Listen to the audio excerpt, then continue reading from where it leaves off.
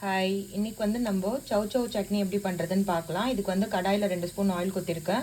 1 spoon உளுத்தம்பருப்பு, 1 spoon கடலப்பருப்பு போட்டிருக்கேன். இதோட 4 காஞ்ச மிளகா போட்டுக்கிறேன். ஒரு வெங்காயம் கட் பண்ணி போட்டிருக்கேன். கொஞ்சம் இஞ்சி, கொஞ்சம் பூண்டு போட்டுக்கலாம். இப்போது வெங்காயம் நல்லா ஃப்ரை ஆகிடுது. இப்போ வந்து நம்ம ஒரு தக்காளி கட் பண்ணி வச்சுருக்கோம், போட்டுடலாம். கொஞ்சம் கறி லீஃப் போட்டுக்கலாம்.